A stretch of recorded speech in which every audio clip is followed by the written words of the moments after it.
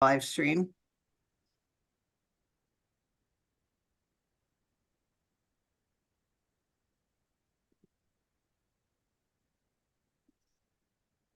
Should be good. So I'm going to start the webinar now for folks.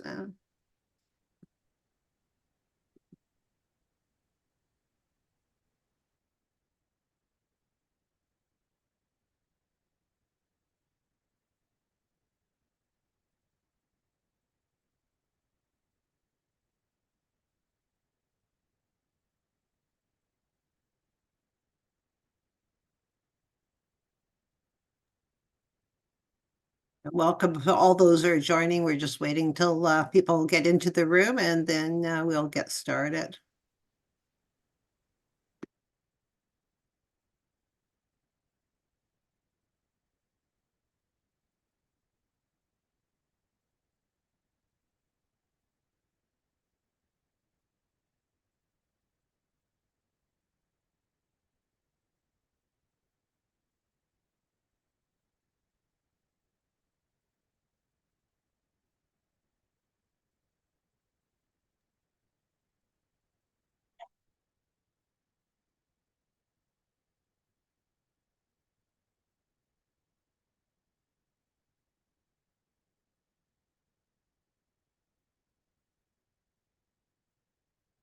People are still coming into the room, but I think probably we could get going because people will continue to join. Great, thank you. Welcome everyone to the From Turtle Island to Kashmir to Palestine, Settler Colonialism is a Crime, an event organized by the South Asian Diaspora Action Collective, Kashmir Scholars Consultative Advocacy Network, and Just Peace Advocates. I'm Dina Carty, Assistant Professor of History at Connecticut College, whose work focuses on religion and politics in Kashmir. I'm joined today with my co-moderator for today's event, legal academic and journalist Aziza Kanji. We are honored to have with us today Sylvia McAdams, Assistant Professor of Law at the University of Windsor, Megan Scribe, Assistant Professor of Sociology at Toronto Metropolitan University, Jonathan Kutab, Executive Director of Friends of Sabeel North America, Imran Mir, author and lawyer of human rights in Kashmir, and Ather Zia, Associate Professor of Anthropology and Gender Studies at the University of Northern Colorado Greeley. Unfortunately, journalist Miriam Barghouti will not be able to join us today due to unforeseen circumstances. We wish her much strength in these difficult times. So we thought this panel is necessary given recent events in the world. Almost 4 months into the war on Gaza, the International Court of Justice has directed Israel to prevent genocide in Gaza, yet refrained from ordering a ceasefire. In December 2023, the Supreme Court of India rubber-stamped the government's unilateral abrogation of Article 370, which previously afforded Kashmir a special status that included the right of self-determination. Discussions of the international rule of law, settler colonialism, and its violence have taken the center stage. At this dark moment in history, we must address the connections, parallels, and distinctions between Palestine, Kashmir, and settler colonialism in North America. For as the Indigenous peoples of North America remind us, the settler colonial project and genocide is ongoing. The present situation demonstrates once again how legal apparatuses, be it UN outfits or Supreme Courts, fail to uphold justice currently and historically, affirming the abrogation of Article 370 in Kashmir, failing to prosecute illegal settlements and the breaking of treaties and documented land rights, refusal to prosecute genocide when it fits legal definitions, not following up with charges when official human rights institutions like the UN OHCHR document violations, not upholding the right of occupied people to arm resistance against an occupier, and so on. So this roundtable aims to address the legal frameworks providing parallels and distinctions between settler colonial projects in Palestine, Kashmir, and Turtle Island. And it aims to demonstrate how the Indian, Israeli, Canadian, and US governments build on each other's actions to reinforce their settler colonial agendas. as well as what lessons have been learned from North American settler colonial experiences and what the ICJ ruling on Gaza means for India, a state under 2 genocide alerts. So this event consists of 2 threads. The first one will cover the broader themes of legal frameworks and ramifications in Turtle Island, Palestine, and Kashmir. And the second will hone in on the lived experiences from these 3 geographies, providing a kind of grounded view of resistance and ways forward as they relate to settler colonialism. So with that, I will hand things over to my co-moderator, Aziza Kanji, to introduce our panelists. Thank you so much, Dean. An honor to be moderating this with you and all of our esteemed speakers.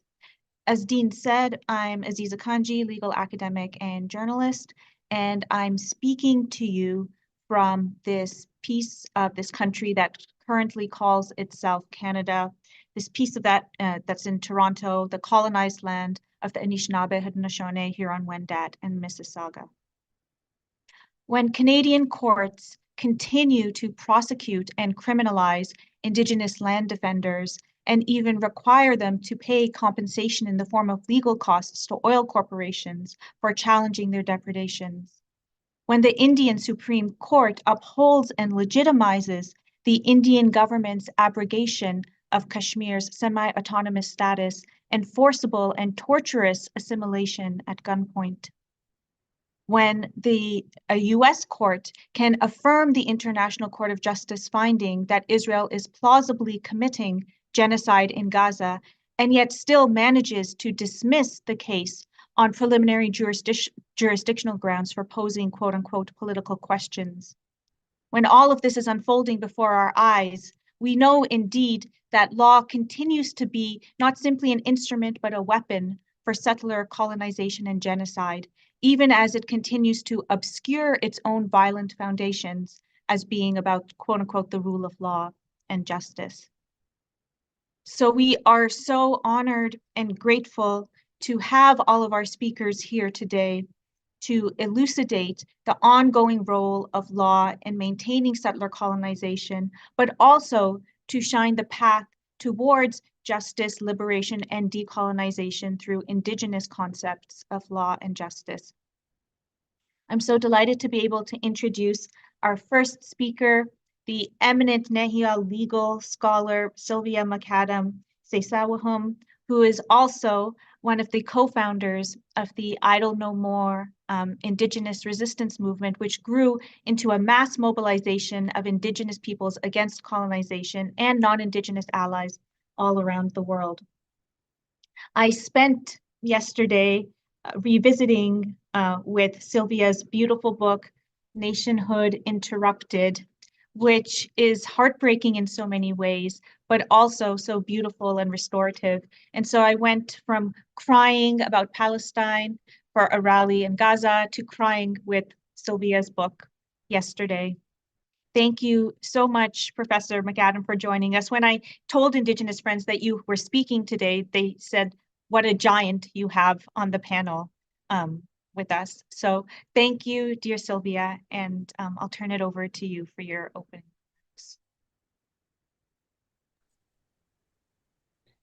remarks. Kisko nga piksquan inana skumuyana noska giskak minak simanto kasawinguno itium ka pikskuyan kitse asotamatun gotosiki sigati maga askiahanhe ka pi ufpigi huyan Mistaisi pisagay kanisigati ngawi utaskia. Igonohtawi utaskia posimo sagaykan. I want to thank everyone for coming and joining us in this circle, this conversation. I want to thank the creator, Ximanto. I want to thank the lands that I've been born into. My father's lands are called Boasimo Sagaykan, but if you look in the map, on the map, they're called Delaron Lake now.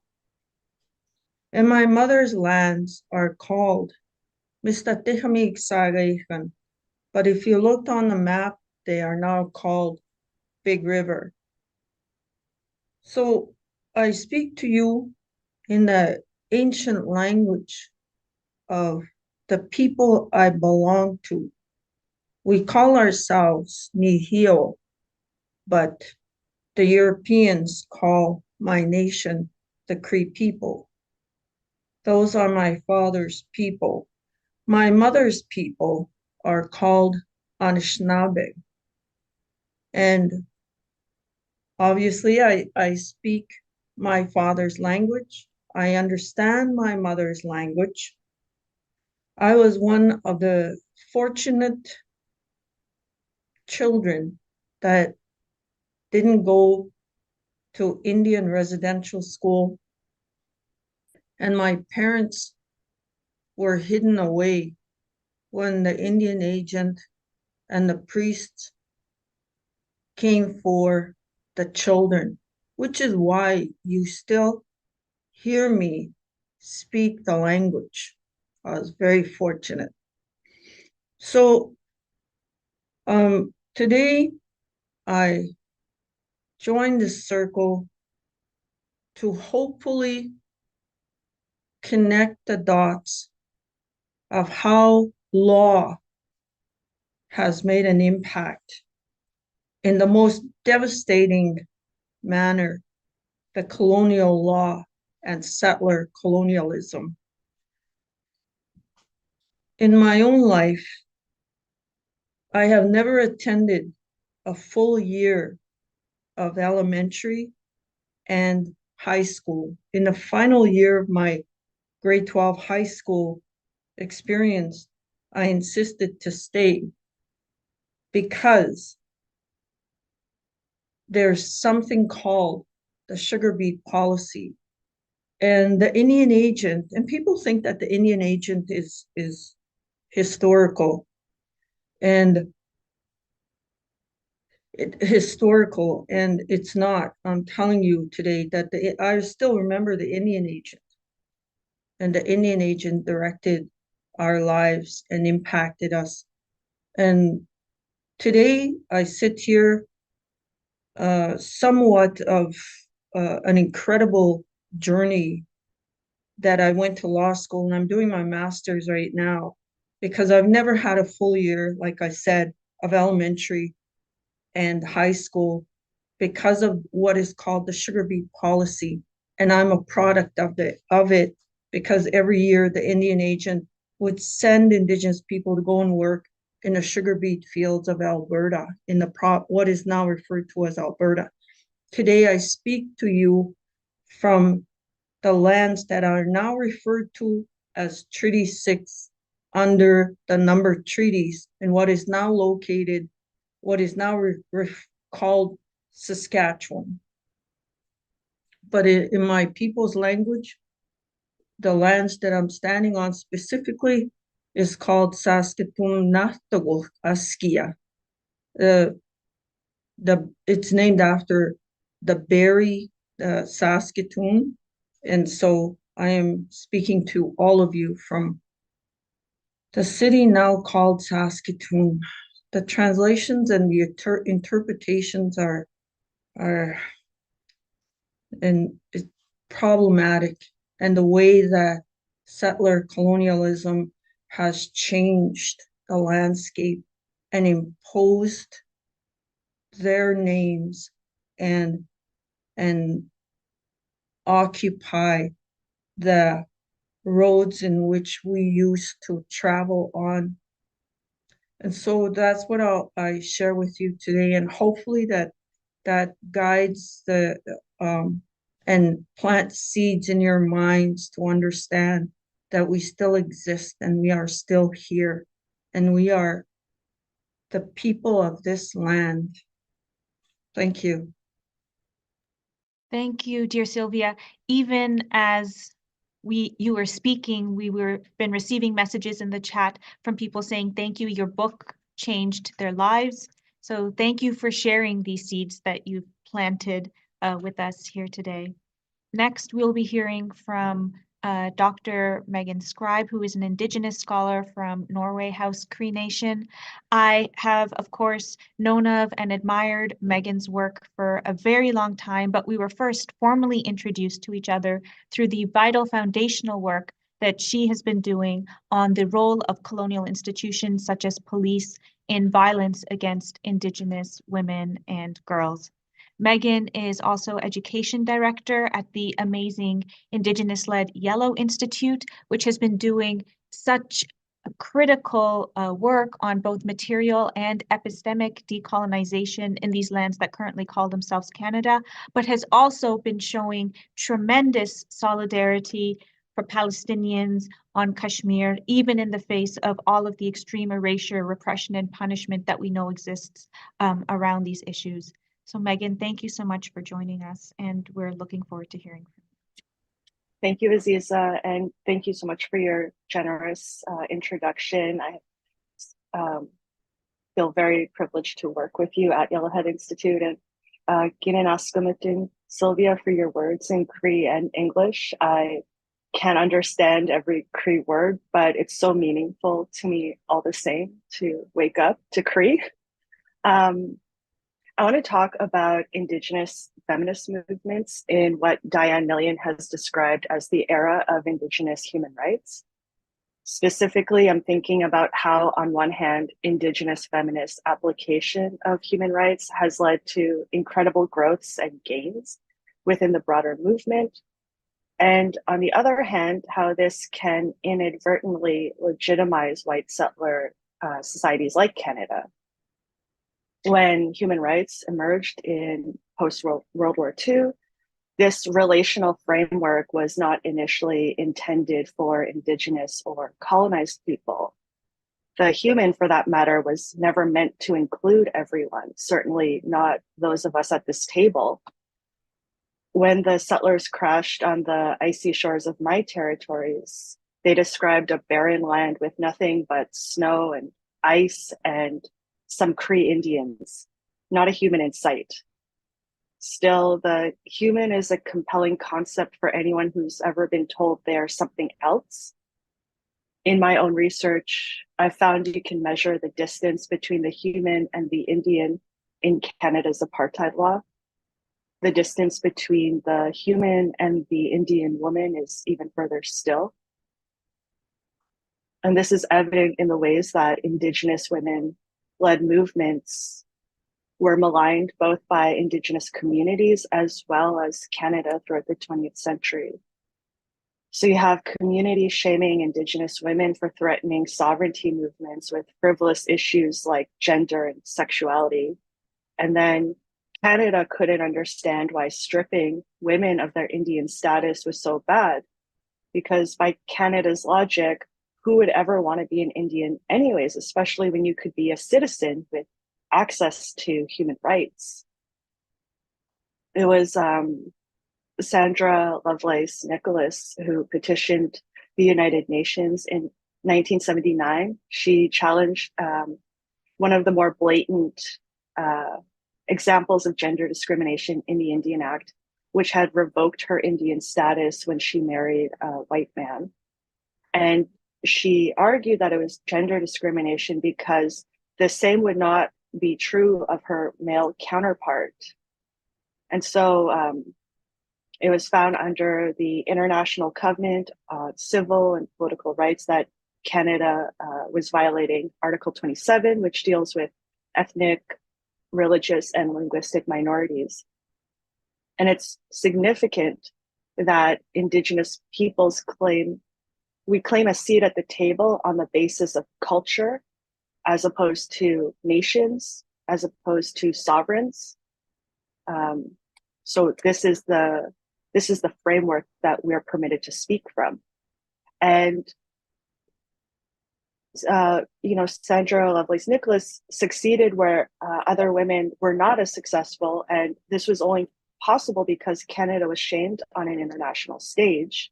And so you can see the utility of a tool like human rights. But of course, it's coming through this discourse of Canada has a responsibility to its citizens.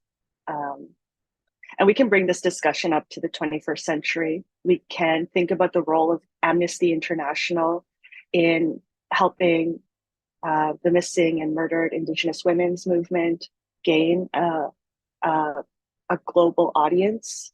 And even more recent still, we can think about the national inquiry into missing and murdered Indigenous women and girls, and how it relied on both a human rights framework and a decolonization framework. And I think it's interesting to think about how these frameworks are almost in opposition to one another, because human rights maintains the legitimacy of nation states, and then decolonization issues a challenge. And I can't help but think that this mixed methodology is what makes it possible for the Canadian Prime Minister Justin Trudeau to readily agree with the Commissioner's conclusions that the deaths and disappearances of Indigenous women, girls, Two-Spirit people is directly linked to ongoing genocide. He can say that with confidence because he has nothing to lose. He's not going to lose Crown land, and it only enhances Canada's reputation as this progressive society. And I don't mean to create a simplistic binary. Maybe I have in these few short minutes, but I think it's important that I think we're all trying to figure out how to end gender-based violence against Indigenous people. I think we're trying to figure out how to restore Indigenous land and Indigenous sovereignty.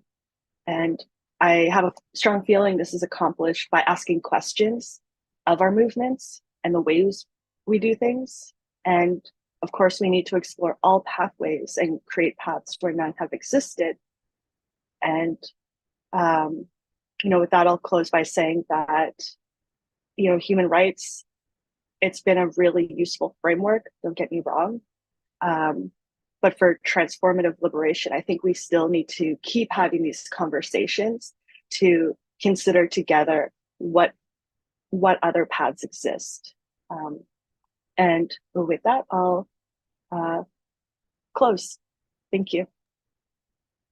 Thank you so much, Megan, for those powerful words, reminding us of the violence against women and the gendered violence deeply embedded at the heart of the very Canadian state, which purports to be a savior of women, and also of the paradoxes and even violence embedded in the very frameworks such as human rights and state-centric international law, which purport to liberate us.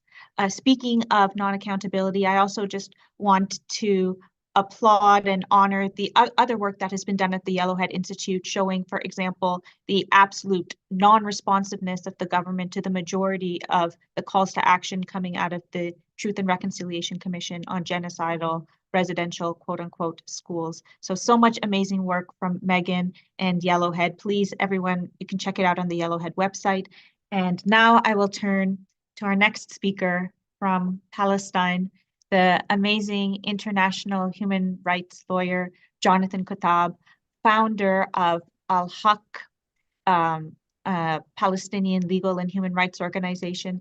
Very fittingly, Al-Haq in Arabic means both a legal right as well as the truth. Thank you so much, Jonathan. I know how busy you are. Thank you so much for joining us here to continue to speak Haq, truth, to and about power with us here today. Thank you for inviting me. The topic of this discussion is really fascinating. We have recognized from the very beginning that international law and human rights is one framework for liberation. It is not the only one, but it's an extremely useful one. And I would not jettison it too easily.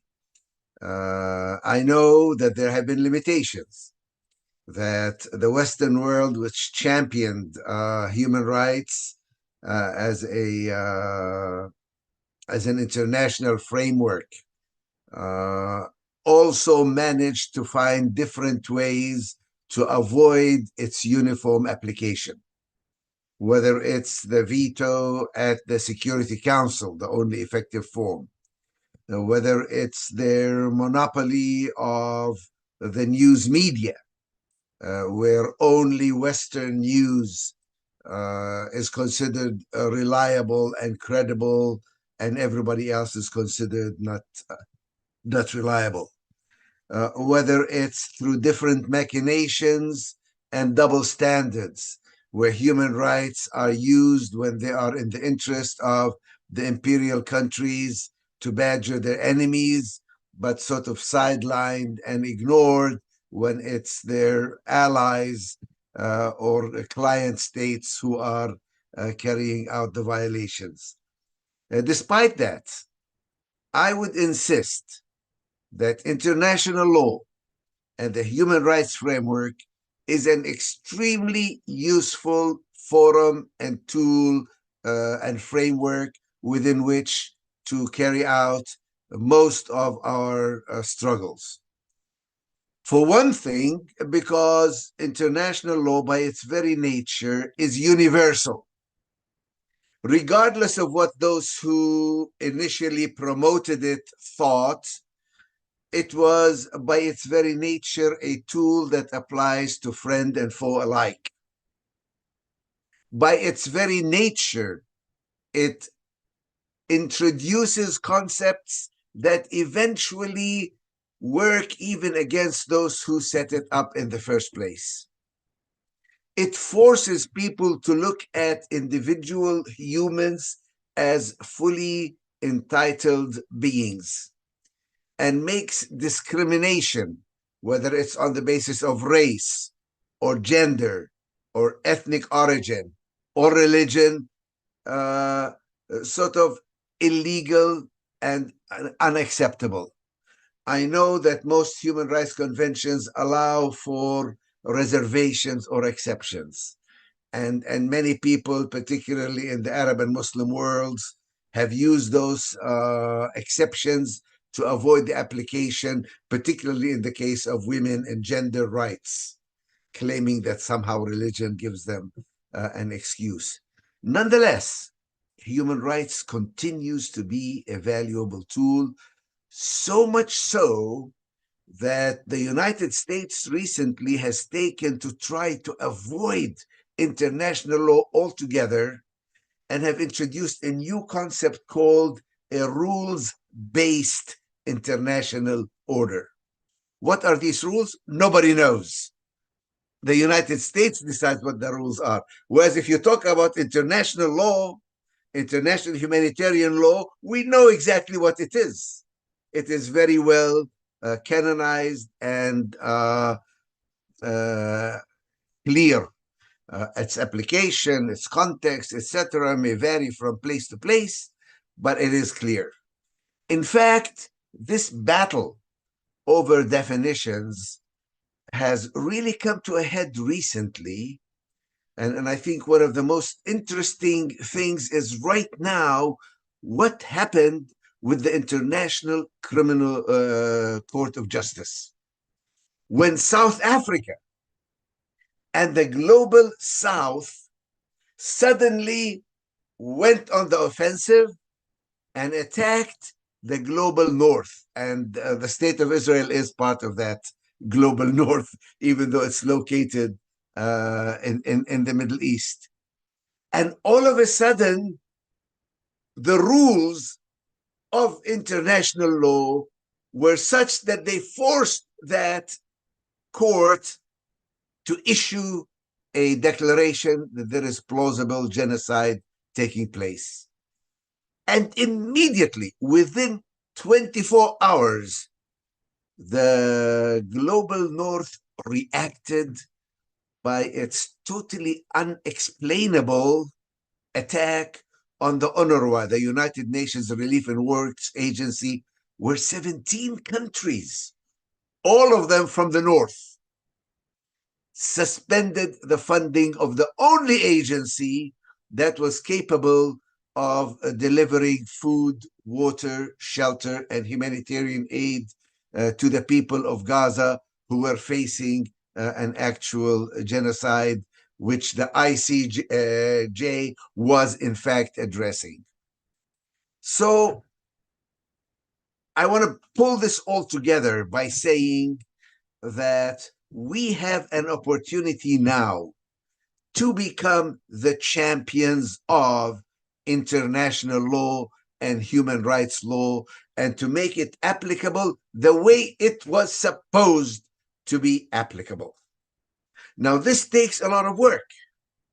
This means that we must treat it very seriously. We must be very careful with our documentation. One reason that the ICJ could not ignore South Africa was because Al-Haq and other organizations had prepared meticulous documentation of the human rights violations, the war crimes, and the genocide that was taking place. One of the reasons why the case of Palestine has now become front and center globally and internationally is that there is something called Al Jazeera, which now has broken the monopoly of Western media in terms of what is credible journalism internationally, because there were student and civilian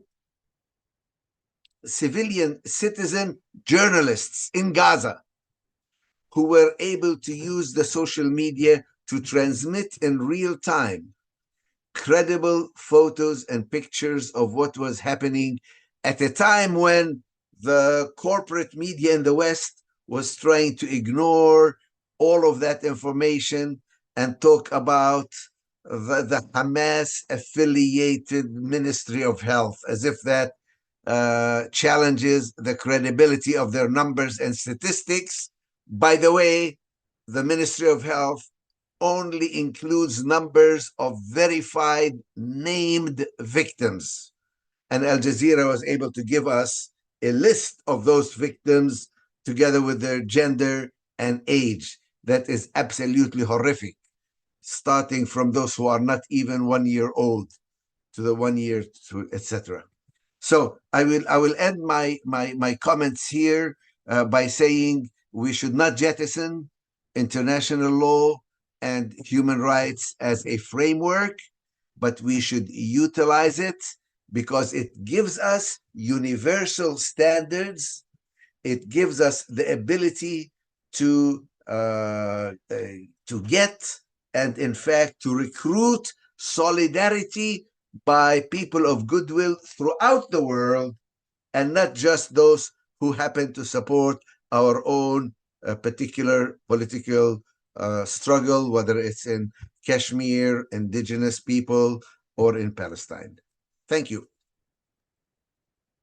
Thank you, Jonathan, for your powerful remarks and for reminding us of the double standards that is applied, both in regards to human rights and international law, as well as the complicity of the vast majority of Western media in those double standards.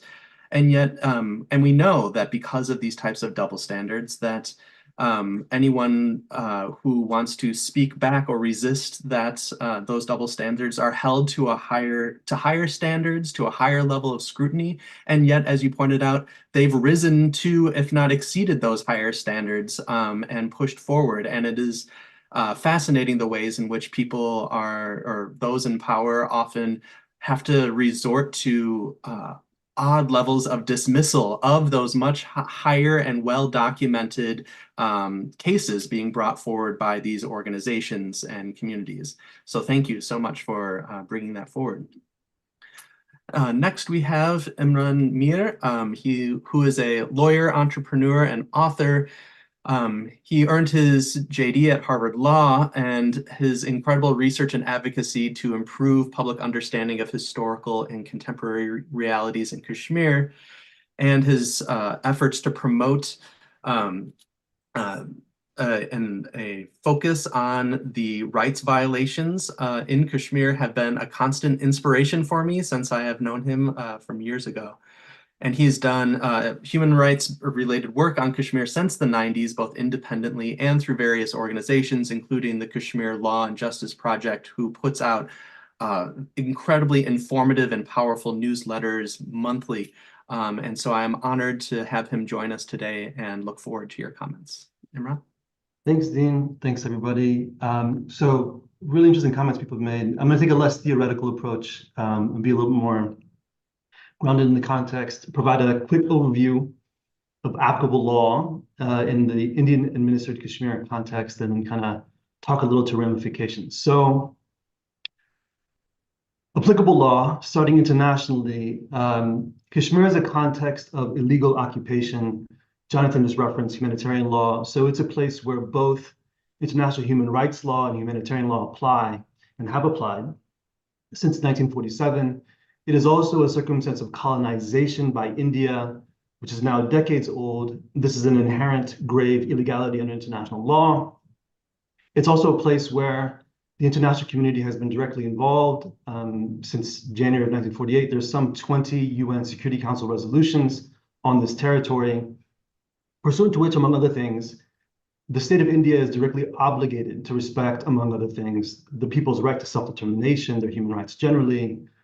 Those rights have never been respected, and India has never been held to account. That's international law, in short. Indian law, I want to approach through the perspective of the policies that they seek to achieve in this territory, which are essentially to make illegal militarized occupation and colonial domination normal, to legalize state violence, violations, and atrocity crimes, to achieve that normalcy. That's their language consistently. To render the population rightless and unfree, and to obscure all of that through and under the color of law. So this is rule of lawfare, rather than law as one might imagine law operating. So law here is a weapon to deny rights, subjugate people, and promote violations. So that, in short, is kind of the legal framework we're talking about in this territory. Ramifications. There are lots. I'll focus on a few critically important ones. First is that this is a situation of long-standing, ongoing state violence and impunity. A situation of, as I said, colonial domination, but it's long-standing. So this is a territory that was never decolonized. The colonization antedates European colonization. It continued after European colonization and continues to this day. And in the context of that, you have widespread extreme state violence over many, many generations, and that violence is ongoing to this day. Second, people live in a state of extreme insecurity. So this is the most militarized place on the planet. You have a small population, less than 10 million people, who are effectively controlled by the world's second largest army, who are permitted under guise of law to use any and all force for any or no pretext and have legalized impunity for whatever they do. The third is, this is a situation of extreme repression. People are forced to be silent, and they are denied the ability to speak or defend themselves. The society is a panoptic one. There's extensive, not just militarization, but surveillance in the form of intelligence activity, informant networks, electronic and digital surveillance of every kind, CCTV, AI, now, spyware on people's phones, et cetera, facial recognition technology, et cetera. And there are reprisals for any kind of dissent, and those reprisals are extreme. Targeted killing, detention, torture, collective punishment, taking away people's homes, locking people down, cutting off all communications, things like that. And those reprisals are also applied transnationally. So not just within the jurisdiction of what India considers it to be its jurisdiction. The fourth, it's a situation of extreme disempowerment and isolation. In this place, all accepted or acceptable representation has been manipulated colonial self-dealing. There's no state, and there's no access that these people have to international institutions or civil society. They have no right to leave, and they have no right to return. Fifth is, for me, the degree to which the suppression of information and disinformation has succeeded in this context. So Jonathan referenced in his comments, the Global South in the context of the ICJ case. I think it's really interesting. This is a territory where there's an unacknowledged history of genocide, ethnic cleansing, forced labor, mass forced displacement of people, mass denial of the right of return, forced demographic change, long-standing and accelerating, and every other violation that you can imagine. In India, the colonial power promotes itself as, and is accepted as, widely, across the board, accepted as a post-colonial constitutional democracy and a leader of the global South and a champion of the international system. And I think we haven't really reckoned with that. So the last thing I want to just touch on is, Kashmir is this pocket of the world. But like all the things that we talk about, they're all interrelated, interconnected in so many ways. The ramifications are global, and I think in Kashmir, these things are very readily apparent. I just want to focus on two things quickly. There's an old thing, and it's an obvious thing. People that know something about the context, they'll know this. This is a key issue for international peace and security. It affects all of our ability to live secure lives. One way to easily see that is that this is a place where you have active, ongoing military conflict amongst multiple nuclear powers, and the population that's directly, immediately affected is about half the world's population, to give you a quick picture. And a second thing that's a little bit more subtle, but I think is really, really important for all of us to understand, is that what's happening in Kashmir is critical to the global ascendance of organized hate. The demonization and destruction of Kashmiris, their culture, their identity, their history, their aspirations, are essential to the ascendance of Hindu supremacist fascist groups. And they have now achieved dominance in India. Those groups are facilitating the rise of hate groups globally. So recently, in the outset, someone described this recent court case of the Indian Supreme Court on Article 370. And what I want to say about it here, in short, is that that decision regarding the abrogation, as they call it, of this Indian constitutional provision, Article 370, is actually a critical part of this process of the ascendance of organized hate globally. What the Indian Supreme Court did was legalize the 2019 implementation by a fascist-led Indian government of policies that were designed to destroy Kashmiris that were first formulated by Indian fascist parties around 1950. And the Supreme Court has now legalized those. So I'll stop there and leave it to Ather.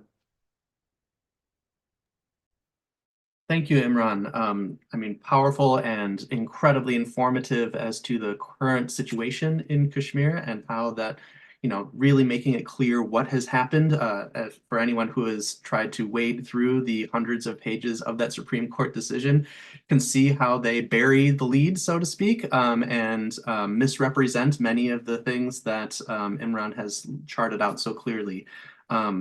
I also really appreciate the ways in which you brought out this idea that kind of normalcy and stability takes a priority over established international human rights laws. But also how India has then passed its own laws and used those laws to kind of crack down on dissent in ways that would otherwise violate those international laws. And they do this in order to reinforce their dominance in Kashmir, which is exactly the normalcy they want to stabilize.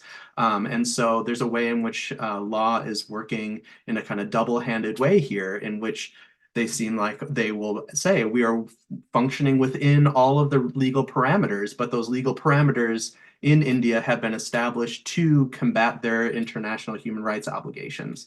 And that's a very important point to bring forward. So last but not least, Ather Zia is an incredible political anthropologist, poet, short fiction writer, and columnist. Her 2019 book, Resisting Disappearances, Military Occupation and Women's Activism in Kashmir, won the 2020 Gloria Anzaldúa Honorable Mention Award, the 2021 Public Anthropologist Award, and Advocate of the Year Award in 2021.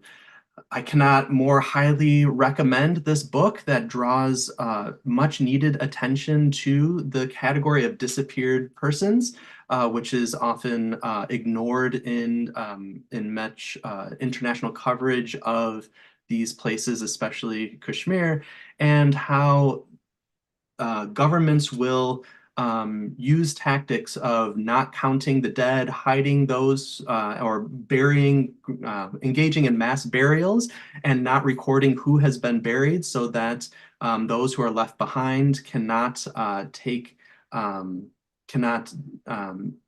enjoy the benefits that they are owed for like pensions or other sorts of things for those who have died. They are just denied even those minimal rights.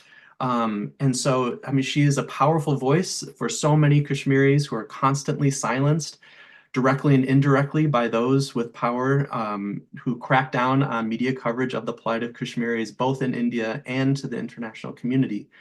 So I want to thank you for your incredible work and look forward to hearing what you have to share with us today. Thank you so much, everyone. This is incredible being on this panel with each of you and listening to each of you. So Imran has already laid down what needs to be said in case of Kashmir. I just want to take a more overarching view, linking all these struggles that we are part of in this moment, and also talking a little bit to what Imran already said. So I'm just hoping that it does justice. So if I was to name this talk, if I was to title this talk, I would call it Being in Someone Else's Nightmare, and which is what I feel like I am in this present moment. I recently wrote a paper about this because, that's what we do as academics in order to understand, like, what does it mean to be a Kashmiri academic and an activist who chooses to work towards political justice for their homeland, for in a country which is built on genocide and settler colonialism? How is it that it just got past us?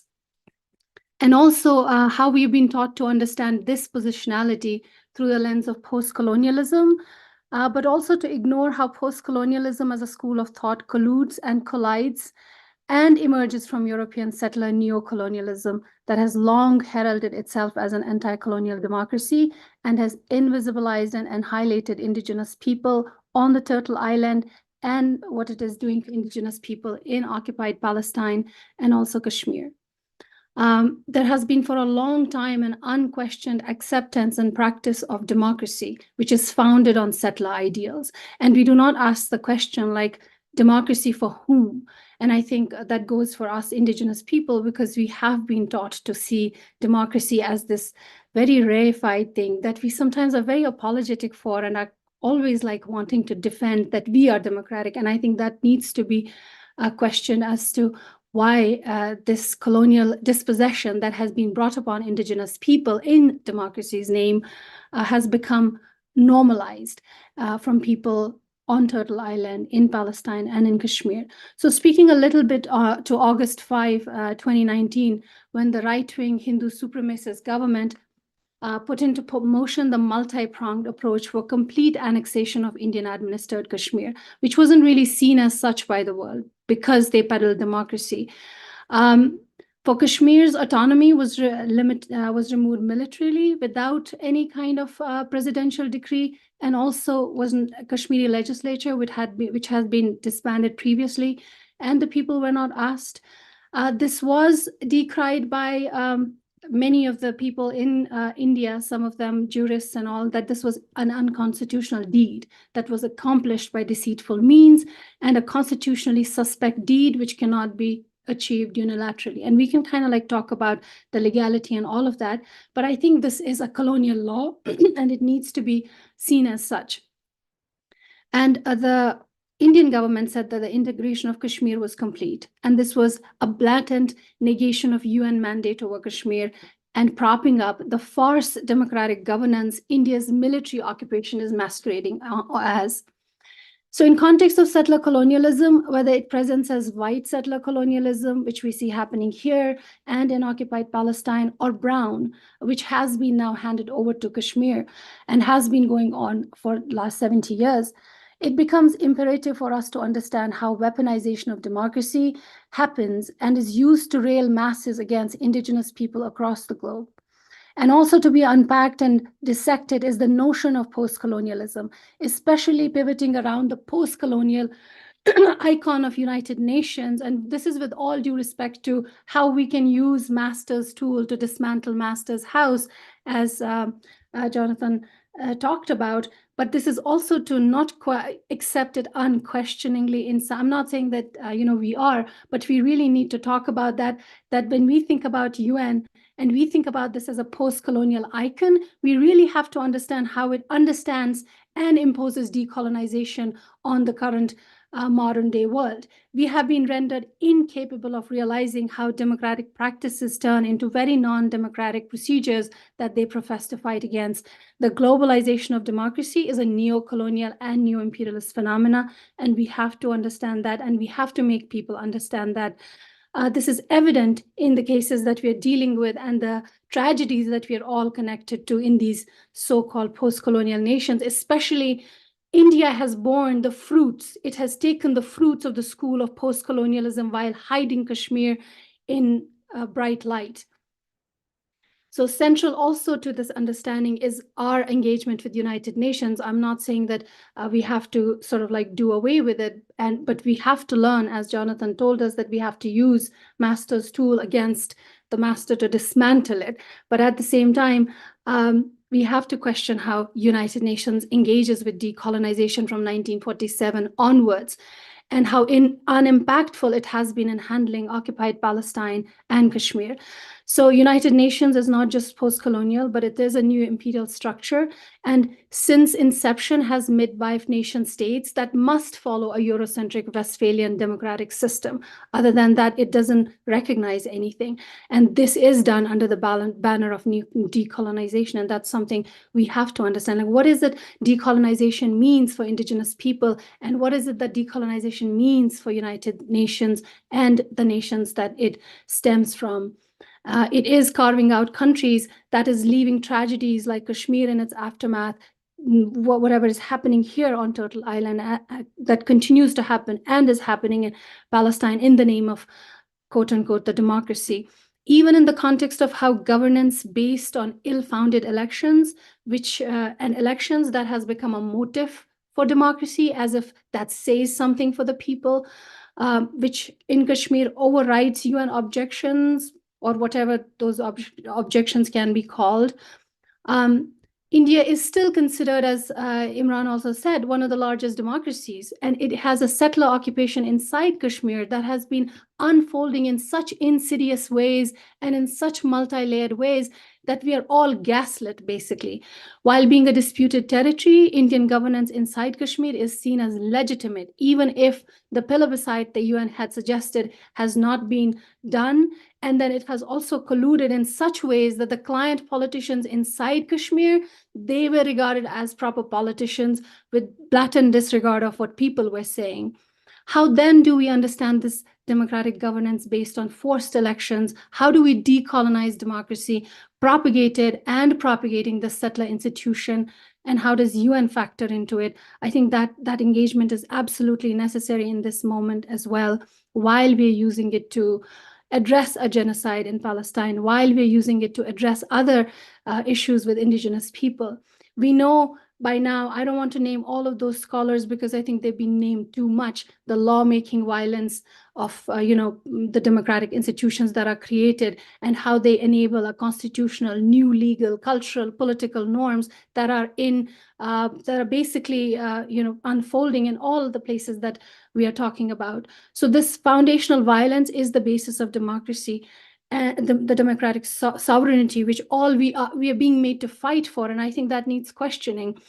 This overt and covert condoning and complicity by powerful democracies around the world, especially the US, of what happens in occupied Palestine, what happens on Turtle Island and Kashmir, and when we think about Kashmir at the hands of democratic India, is a part and parcel, for the lack of a better term, colonizing democracies. The affirmation of settler colonialism camouflage within the symbolics of democracy is not a mutation or a variant, but it's a part of original DNA of the Westphalian Eurocentric democracy that was peddled first at the end of classic colonialism and now settler colonialism, which we see brazenly mutate in different forms. Such geopolitics needs to be framed within the European expansionist policies. This is not drawing lazy similarities between people and histories of the colonized, nor between the histories of colonizers, but the focus is to pinpoint the nature of democratic settler colonialism, which I am from the vantage point of Kashmir speaking in this moment, which Kashmir is facing since the formation of India, and what came to head in 2019 after India militarily removed Kashmir's autonomy, and no one said anything. The territorial sovereignty that Kashmir had, no one said anything, because it was saying that we are doing this for democracy, we are doing this for development, and the 2Ds, which really need to be questioned and unpacked, especially from the indigenous peoples' views. So the hegemonic discourse around Kashmir till this particular moment negates Kashmir's history, negates Kashmiri voices.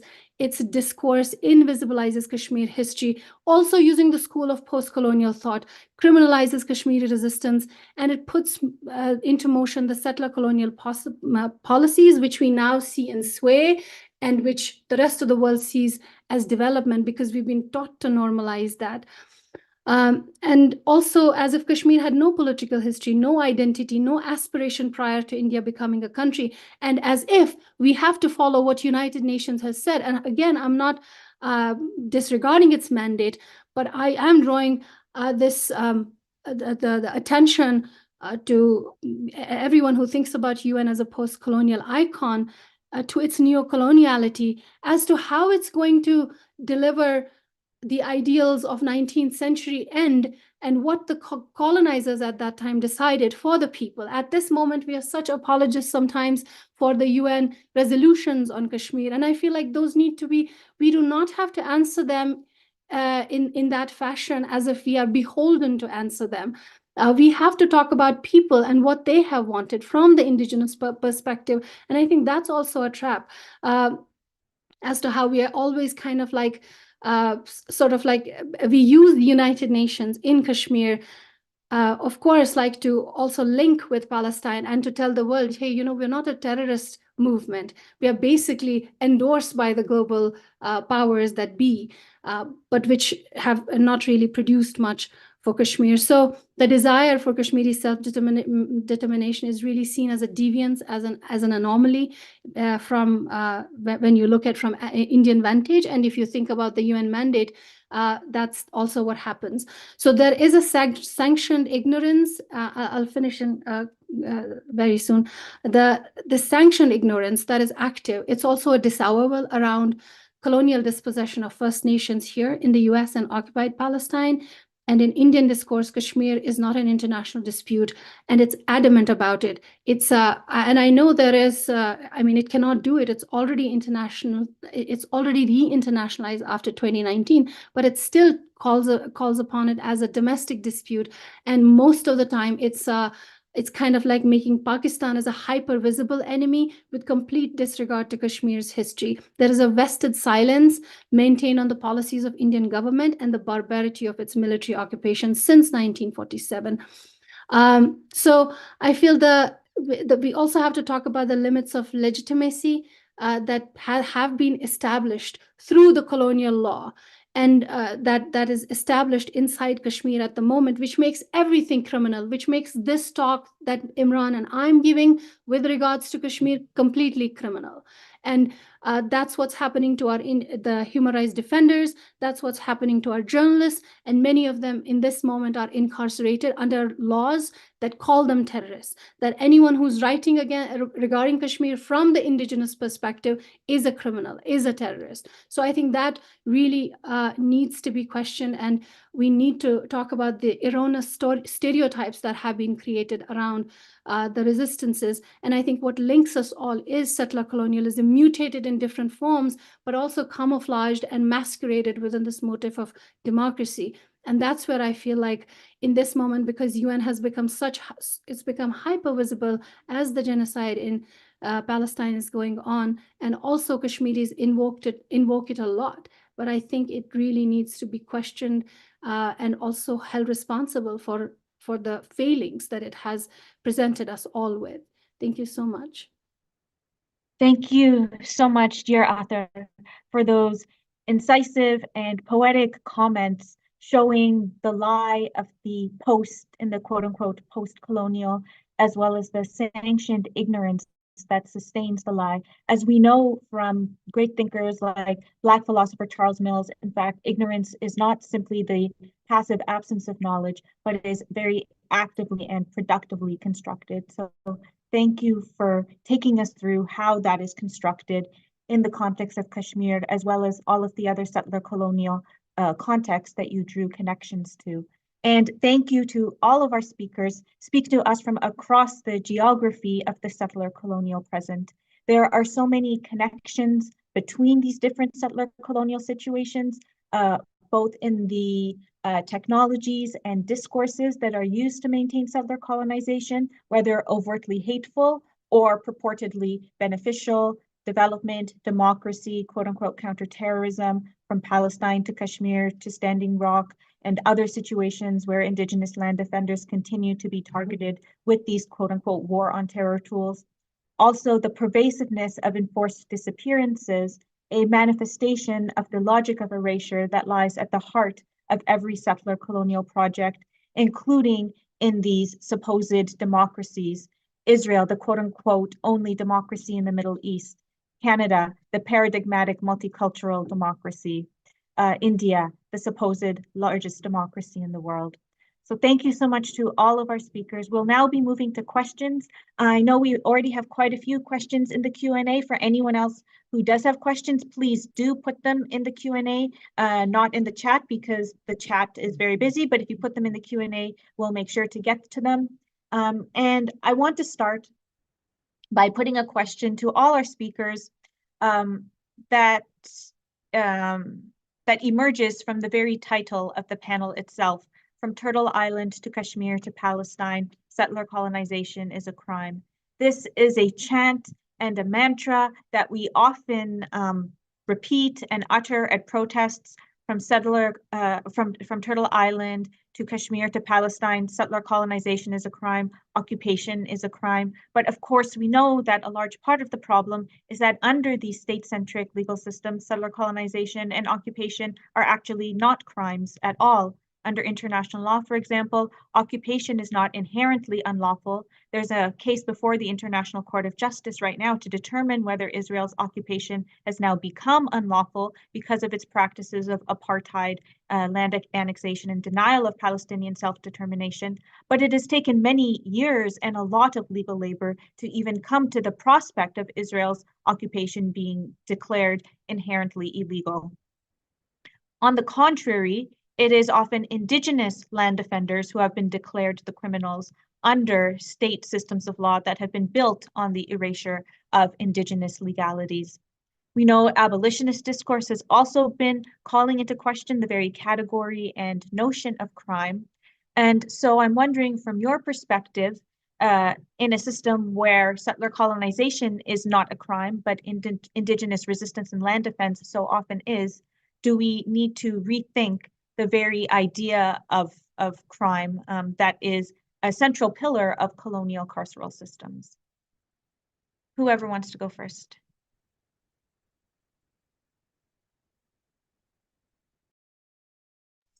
If you don't mind, I'll speak to that. You know, before I came onto this, I thought, well, how do I answer this? And I would like to utilize examples like in colonial law and canon law are intersections and they're intertwined. You can't really separate the Bible from the state. And if you look at the book of Proverbs, chapter 13, verse 24, it says, "Those who spare the rod hate their children, and those who love them are diligent to discipline them."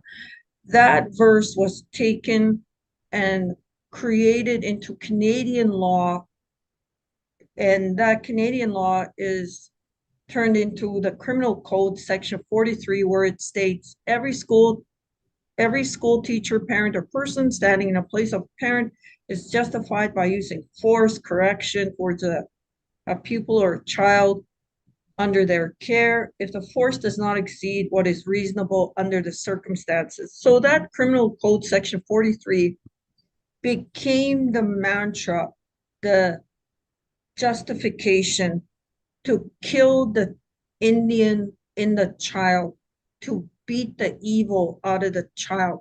Now you're seeing the mass graves being found all over what is now Canadian soil, Canadian Indian residential schools. There never should be graveyards in schools, but now there's mass graves being found.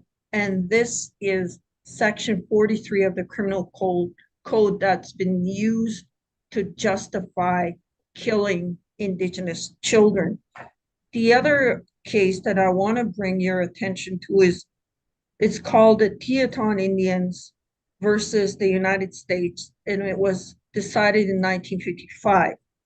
Now remember, Canada, when it can't find cases in its own common law system, it looks to the world, and usually it looks towards the US, and this case has been used here. Now, this case is about the clear cutting of Indigenous lands, which directly affects me, and this case has been utilized in Canada. And at that time, the US brought in a verse from the Bible, and it's Genesis 1 verses 26 to 31, which says, God said, let us make man in our image after our likeness, and let them have dominion over the fish of the sea, the fowl of the air, the cattle, over all the earth, and make every creepeth thing that creepeth upon the earth. That verse from the Bible was used in this court case, and they won. They won. I want the people listening in to understand what is systemic and how the Bible and how the church and state work together. They're not inseparable. As well, we were taken to court, my brother and I, and we were taken to court in 2019. And the dehumanization and domination is absolutely horrifying. And we were taken to court because we were illegally living on parklands. And yet, just how many feet from there, there's a mass grave of my people, my relatives. I am descendant of the people buried in which the trees grow on now. And yet they were going to start logging. There's a campground right there that was made without our consent, of course. Now, today, Saskatchewan is selling what they consider crown land. And one of the criteria is you have to be a farmer, a recognized farmer under the Farm Act, which excludes Indigenous peoples. And the militarization of conservation officers, they're allowed and approved to carry AK-15s, which is a military weapon. And these conservation officers are interacting mainly with Indigenous peoples who are out on the land. And the Trespass to Property Amendment Act, which is basically similar to Stand Your Ground from the US, was a result of the Gerald Stanley acquittal by an all-white jury. And this man shot an Indigenous young man in the back of the head. And I suggest to people listening in to go and read the case. All of this maintains settler sovereignty. And it's not to mention the Natural Resources Transfer Act. While we were imprisoned in the apartheid system reserve lands, the province with the federal government transferred all of our unceded, unsurrendered resources over to the provinces. And now the province maintains this fictional transfer as if they own the land and the resources, which of course directly affect Indigenous peoples and violates the number treaty, which is Treaty 6 that I speak from. And all of the fictional legal apparatuses that exist today, such as the British North America Act, the Doctrine of Discovery, and the Indian Act. The Indian Act that I'm subjected to that no one else is. I have to carry a card that identifies me as an Indian. And I suggest to you that is a legislative apartheid system. And yet no one is horrified about it. And the other that I mentioned is the sugar beet policy, the pass and permit system, peasant farming policy, and today the education system that is continuously underfunded. And then we're still imprisoned in these apartheid system Indian Act reserves. And I want to share a quote with all of you. And it states, it's important to recognize that settlers are on stolen Indigenous lands while doing solidarity work for Palestine. And as Stephen Salata in 2017 states, Palestine's solidarity on land colonized by the US and Canada requires action to decolonize Turtle Island and Palestine. And I know people say decolonize, but I think we need to deprogram first. And deprogramming requires that we unpack our own internalization, thinking that Indigenous peoples are Canadian and that we accept Canada occupying our lands. I don't consider myself Canadian. And it's a struggle for me to have to even come speak here, because honestly, Canada will do stuff to harm my people just for me being a part of this panel and speaking publicly in terms of withholding funds, not funding the reserves. Starve or sign, and that's the risk I've taken joining all of you here. Thank you.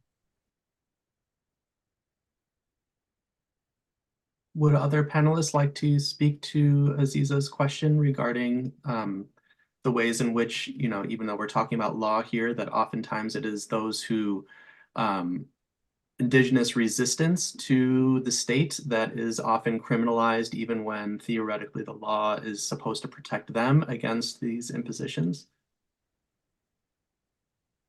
Jonathan, please. Yes, I'm really not very competent to speak about this, but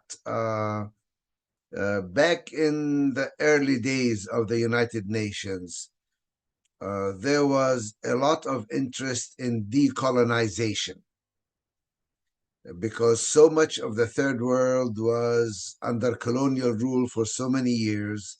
There was even actually a United Nations committee that was supposed to work on decolonization. And it carried out a lot of good work in the early days to create situations of decolonization in Africa, in South America, and in certain parts of Asia as well. That committee still exists, but it's more of a pro forma committee. It doesn't carry out its work. Part of the reason is because many of the third world countries that did obtain independence did not also obtain at the same time fully democratic systems, so that the elites in these third world countries were not really interested in decolonization or in the interest of their own people or their own struggle as much as they were in maintaining their own power. They were caught up in the fight between the communism and imperialism, and somehow in the mix, the struggle for independence and freedom for many of these countries was sidetracked. We need to do some scholarly work on decolonization because it's very important. It's particularly difficult in the cases of settler colonialism to decolonialize a country which has been settled by large numbers of the colonizers who became, in a way, part of that country's national structure. I think we need a lot more work on that. Again, I'm not saying that this is the only method that we need to go about it, but decolonization is an extremely important concept that seemed to have been lost and gone by the wayside. Can I just, real quick, Dean and Aziza, I just want to go back to what Sylvia was saying at the end. I think is really valuable in the idea of, deprogramming. I mean, that's how I think about, decolonization. The question was about, the categories and law and language and I think it's really important, that we reconsider things constantly and try to see the world a little bit better in accordance with our moral commitments and try to achieve some moral clarity. And I think the situation in Gaza right now, or the cases that Sylvia is talking about, or all these moments are little points of fissure. We can see a break, the claims that are made about the rules that are supposed to govern, or the principles that are supposed to govern, and what actually is happening to people, particularly the people that are the most marginalized and least represented. How do we think about that? So I think this is the challenge, for us constantly to sort of see the world better and to think about how do we actualize who are our fellow travelers, who share our principles, who are actually people who believe in dignity and freedom and justice, and how do we actualize that? And I think it's interesting. I think if you look, I often think about climate change because it's this thing that everybody is affected by. And I think everything that we're talking about, all of us are affected by these phenomena in different places. They're manifestations of common phenomena in different contexts, but climate change is easy because everyone actually knows they're affected by it, I think, if they're paying attention. But you can ask big questions, right? This climate change is the product of the thing that people describe as the progress of the last 150 years. Is it progress? For whom is it progress? Who suffers the costs? Who is owed for those costs? As you think about futures, policies, where does the law go? Where does government policy go? Where do we go as a species? Who has a table? Who has a seat at that table to sort of formulate the conversation? What are the parameters of the conversation? Do you look to the people that benefited and didn't suffer the consequences, or do you look to the people who suffer the consequences? And I think one of the points, it's sort of, I think, implicit in what everyone said, at least for me, is this thing that is important to say, which is that if you suffer violations, if your people suffer violations, and those violations are unremedied, you are owed more as time goes on, not less. And the way that we are spoken to and what is said is, this idea that you should be, and I think Sylvia was touching on this nicely, you should be thankful for the crumbs that are thrown at you, right? And I think quite the opposite is true. And I think most of us, whether we feel these things directly or not, if we were to ask people, that's what they would believe. That's most people's principles are such that they actually want justice and dignity and freedom. So I just say all that to say that I think Sylvia's point about deprogramming is really important. I think it's important that we relook at the world and circumstance and think about where we are and what's actually happening and what do we really want and how do we really get there. And this is hard work. It's not easy, but I think it's foundational and critical. Thank you, Imran, and all our responses so far. Yes, Ather. I wanted to say quickly, I'm so sorry my internet cut out for a while, so I missed a bit, but I do want to acknowledge and pay tribute to the fact that for many of our speakers, being here itself is a risk. And so we so appreciate that you have taken this on in order to come and speak with us here and share all of these insights. Sylvia, when you were speaking, it reminded me that I learned very recently that Canada is not a signatory, in fact, to the UN Convention Against Apartheid, and Afrikaners and apartheid South Africa had warned Canada and other settler states at the time that if they did sign on, they would be vulnerable to being guilty of apartheid too because of their policies against Indigenous peoples. And I think coming out in the conversation today, we see all of these ongoing continuities and connections between these colonial systems, including in the use of now forms of environmental governmentality to institute new forms of criminalization of Indigenous people on their lands. So many themes and connections emerging through this conversation already, which I'm so grateful for, and I'm learning so much from. And so now, Ather, please.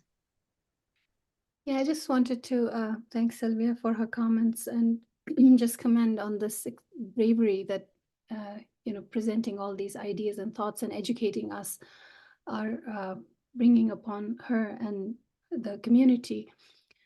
Just to kind of like build off of what has already been said here, I think when I think about decolonization, and because we have been taught to think through UN, as I said earlier, and uncritically and unquestioningly accept the motif of UN and what it does for us, the kind of shorthand that it provided Kashmiris to tell the rest of the world that we're not a terrorism, we're not some kind of like, disingenuous resistance, but we are a proper resistance, and we have been recognized by this global body. And then also kind of like contending with the idea of, or the concept of decolonization.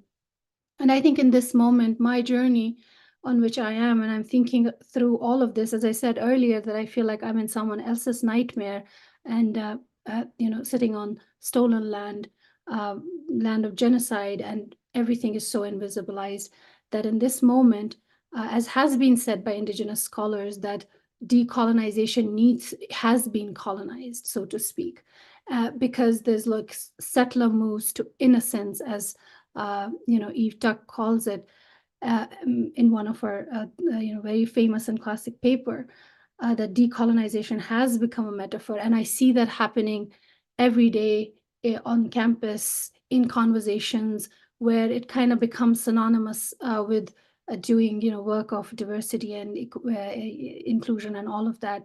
And in that moment, you kind of like know that decolonization is not just doing some reparations, throwing crumbs, as has already been said, but it is a deeper move towards thinking about Indigenous existence. It is about repatriation of land. It is about Indigenous sovereignty, and that goes across the board. Without that, it is just kind of like the way I see myself is doing some decolonial practices, which include education and but that's it. I cannot do more in context when I think about where I am in this present moment. So in that sense, decolonization is really a co-opted term. It's not the decolonization that really needs to happen, and it's not enough.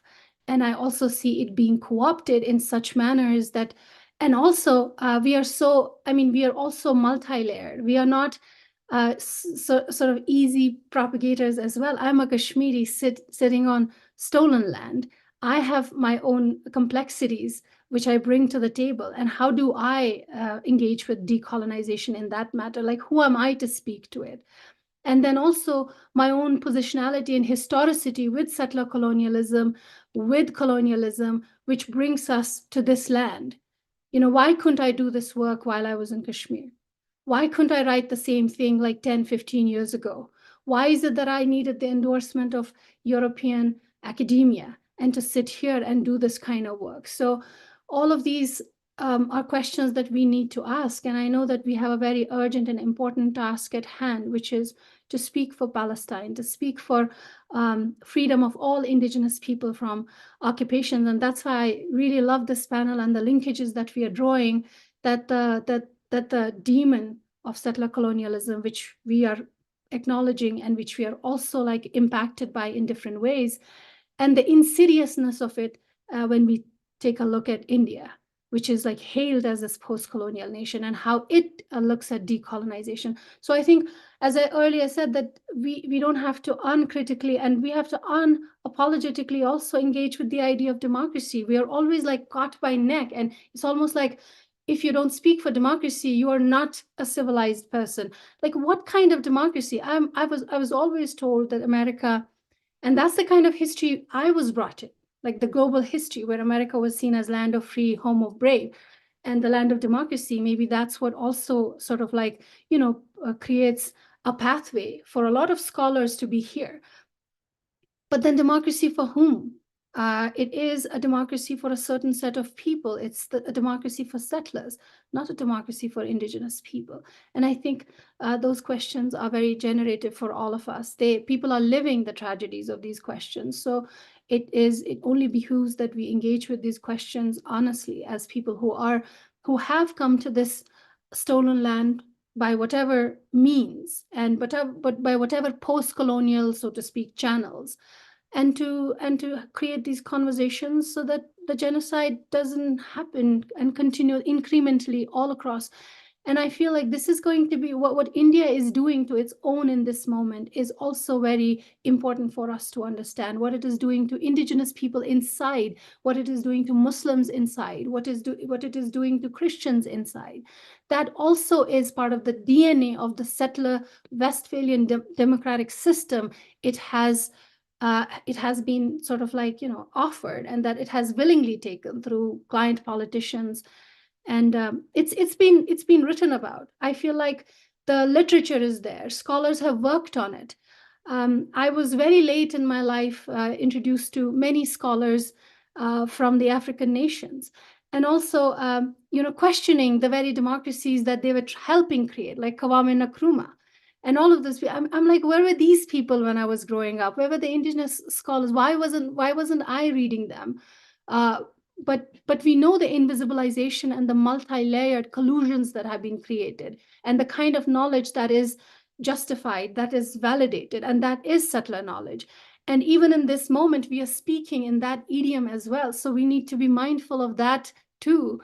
So it's very complex, but I don't think it's complex at all when we see it connected, and when we see it metamorphosized in different ways, and when we take an overarching look, it's very simple to understand. It's not complicated at all. Thank you. Thank you so much for those comments, Ather, and for continuously drawing us back and reminding us of the violence embedded in the Westphalian state system itself, so that a crime like genocide, for example, ends up being deliberately defined very narrowly by colonial powers, precisely in order to continue to legitimize and ratify the tremendous forms of violence, including ethnic cleansing, forcible transfer, that have been central to the construction of the nation-state system itself, whether in India with partition, or in Palestine, where, as Palestinian legal scholar Ardi Imses points out, the quote-unquote extreme homogeneity of Israel's population, achieved at the very same time as the Nakba was ongoing, was cited as a reason at the UN not to discount Israel's statehood, but actually to recognize it as a state. So the Nakba as the foundation for state legitimacy. I want to ask Megan if she would like to speak here. Or then we can go to the next question. I think the panelists have said it all. Thank you. So I'm going to draw together a number of questions from the Q&A and pose this to you all. And I thank Ather for kind of leading into this question for me, that there's clearly been great efforts to isolate and particularize these different situations, ongoing settler colonialisms around the world. And I was wondering whether you could speak to either one, possible common root causes linking all of these settler colonialisms, or two, how the ongoing events or recent events have impacted in other regions, have impacted your own struggles in your area, and or how we may best act for each other's liberation, given the way in which these are attempted to be isolated. And I think many in our audience are looking for ways to best act and feel stymied many times from every avenue. So what might be the best ways to act, but also in a way that will act towards liberating one another and not just maybe our own core struggle. Anyone willing to jump in first? Yeah, Jonathan. I'm always drawn back to the details, because that's where we can be effective. When we understand the systems we work with, how they operate, and how to work within them. For example, the whole idea of international law and universalism is based on finding a common language, of obtaining solidarity, of utilizing existing organization by playing within their rules and within their systems. When we started working on Al-Haq in Palestine, we realized very quickly that we were dealing with a very hostile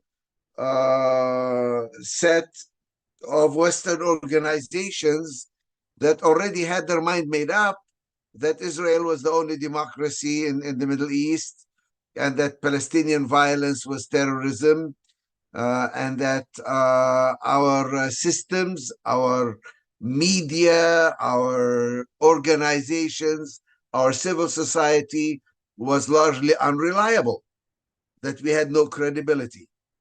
So we had to work very hard on the whole issue of documentation.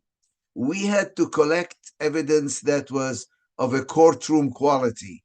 We had to force international organization to view us, Al-Haq, as fully credible, so that when we spoke with authority that they could not ignore. And this is a long process. It meant that, not that we abandoned our national or nationalist position as Palestinians, but that we take everything with great skepticism and care, and build our case so that it would be compelling even to a hostile audience, even to a hostile Western media, even to international organizations like Human Rights Watch would not dare publish our reports initially because they had all sorts of internal reasons, to the point where now we literally forced them to come out with the kind of reports that condemned Israeli apartheid very systematically. This didn't just happen out of the blue. Didn't happen because they had solidarity with us. Didn't happen because they identified with the struggle of the Palestinian people. It happened because they were forced to deal with the power of the facts that we presented to them in a fashion that they could not ignore. This is what I mean by you have to go down to the, it's in the details. The devil is in the details. And if somebody comes and says, I'm totally for the Palestinian cause, but then they say things that sound anti-Semitic, or they say things that sound racist, or they say things that sound against universal concepts of treatment of women, for example, then you get dismissed. I say, oh, they're hostile towards us. Yes, they're hostile towards you, but you haven't presented your case in a way that compels them to listen to it and to accept it. Yeah, because if we claim solidarity, it is not on the basis of people sort of liking us. It's on the base of people sharing with us a common set of values that value human beings, that value oppressed and marginalized and vulnerable people, that look at our humanity not as a gift that is given to us, but as an inherent part of who we are as human beings. So this is what I mean about we have to go back to the details. We have to go back to the principles and the values that can actually compel everybody, even those who may be politically not very favorable towards us, to see our case as compelling. And if they still refuse, then they are showing themselves to be racist, showing themselves to be imperialist, showing themselves to be interested in power rather than principles. And then the onus is on them to justify their genocidal policies or their policies that are racist and discriminatory, and that support ethnic cleansing, and that are hostile to indigenous people or people of color. This doesn't just happen. And it's not a political position. It's more of establishing a system and a set of universal values and demanding, challenging them to live up to them, and forcing them to deviate from these principles rather than we feel as outsiders of a system that is created to kill us or to subjugate us or to colonize us. So we take that system and we make it our own. What South Africa did at that ICJ case was revolutionary. They said, okay, we believe in international law. We believe in international justice. We believe in the convention against, for the prevention and punishing the crime of genocide. And we come to you with solid evidence. Their complaint, their 85 four-page complaint was a masterful piece of documentation. It wasn't an appeal to emotions. It was solid, well prepared case, and it compelled them. The president of the ICJ was this American jurist, and she was the first to read and that decision and to accept that there is plausible genocide here. Not because she liked Palestinians or she was supportive or she was politically in favor of us, but because the evidence was compelling. This is how we can operate and compel people to listen to our case. Thank you, Jonathan, for your formidable, what we might call a jihad of documentation, jihad meaning a powerful, nonviolent effort. I know Megan wanted to say something, and then Imran, and then we'll wrap up with a final question and concluding thoughts. I think my response to your question, Dean, is very simple. And I have kind of like two almost opposing lines of thought. One is I grew up in my First Nation community. It's mostly Cree people, but I grew up in a really interesting part of the community in the hospital compound where it was actually very international.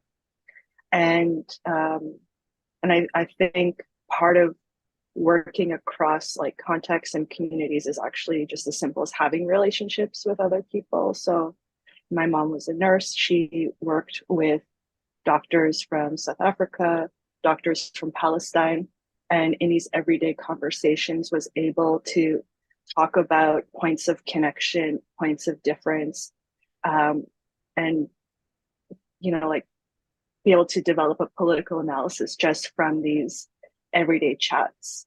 And I think that's a really powerful tool for organizing together.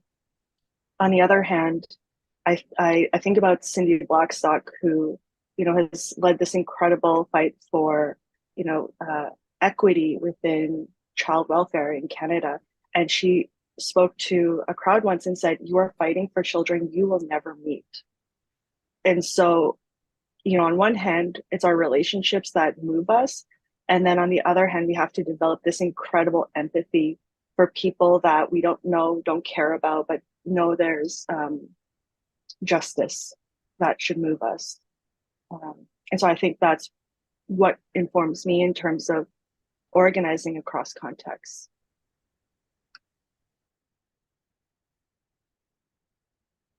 Okay, so I'm just going to offer some thoughts. I mean, starting with like very, very general. And no, I didn't grow up with it. Megan grew up, but I mean, kind of inadvertently was part of a lot of these conversations. It makes you think about, what's happening here. This question of root causes. Just to suggest something for people to consider, it's not a fully formulated thought, but there is something here about our worship of technology, civilization, coupled with a lack or insufficient morality that allows for the dehumanization of people and the merciless exploitation of resource that is going on across these contexts. There's something to that. We can kind of explore that separately, perhaps if people are interested, but I think that is kind of part of the ultimate root cause of all this stuff. You asked a question about how does what's happening in one context affect another, and I think it's really interesting. Jonathan's talking about the South Africa case, really interesting legal move, and I agree with the idea that it's really important and necessary. What South Africa did, it's really valuable. But to sort of think about that from a Kashmiri point of view, the context of what's happening in Gaza, but also a case like that, it's interesting because it's not that the Indian government needs any more sanction or permission to do what they're otherwise doing. And they're not looking for any permission or sanction. I mean, they're able to do whatever they want. They have the support of everybody in the world to do, whatever they want. But it does. Israel, the permissiveness, even with the ICJ case, of Israel's conduct it gives more permission to people. Again, they're not even looking for it in the case of India, but it does give permission to, to do whatever you want to whomever you've chosen to dehumanize. I think a second thing in the case of India specifically, I mean, India is quite remarkable as a nation state in many ways.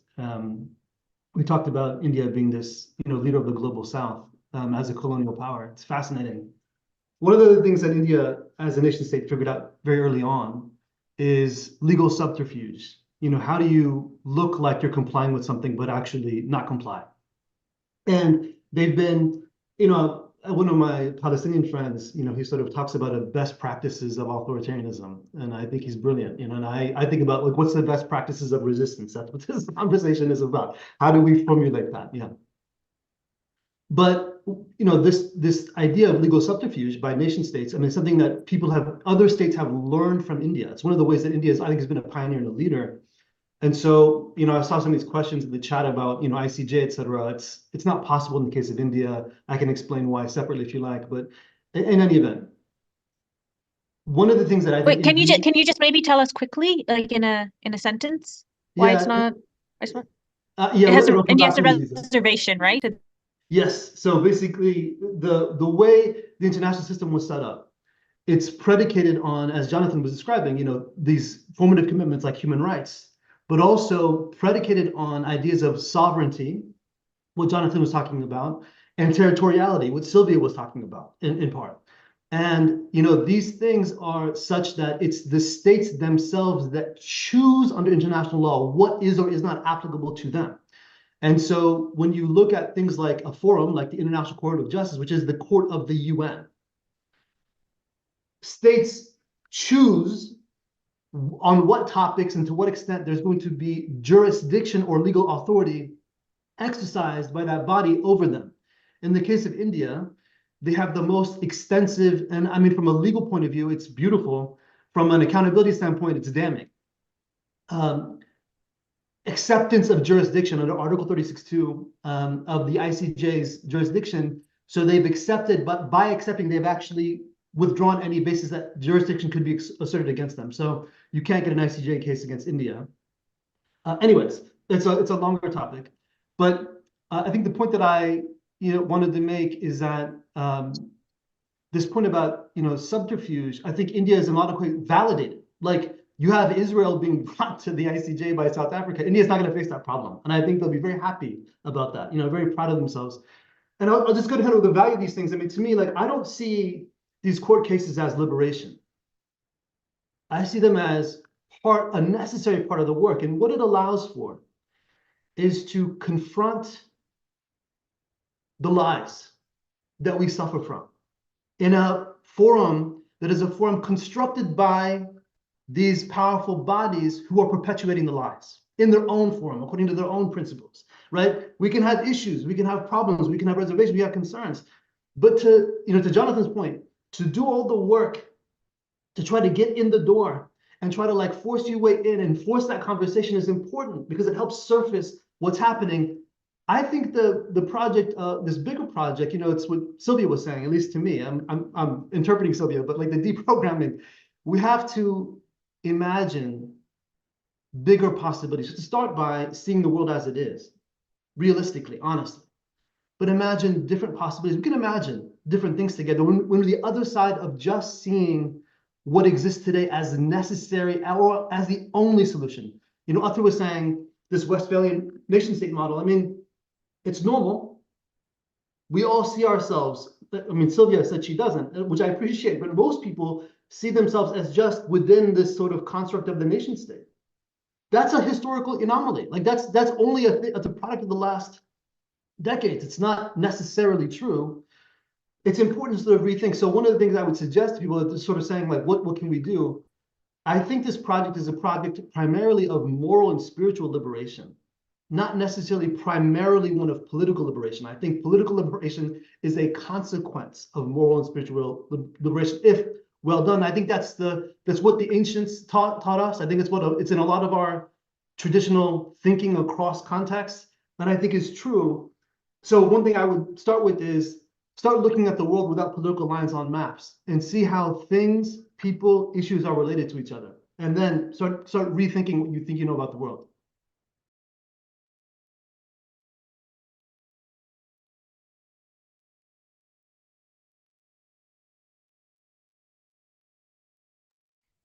Ather, please go ahead.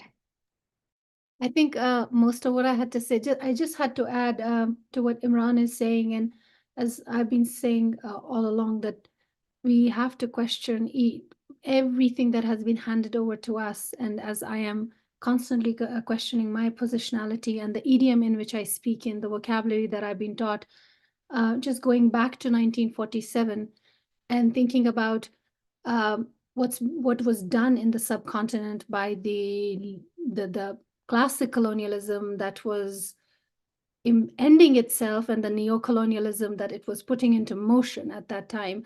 A lot of people, we always kind of like think about, when we think about the subcontinent, we kind of think about it as the India, and then we think about partition. I feel, so one thing is like the nation state, it's a very young phenomena, and we're all kind of like made to subscribe to it as if it's something very natural to us, and it's kind of it's a political order that's been imposed.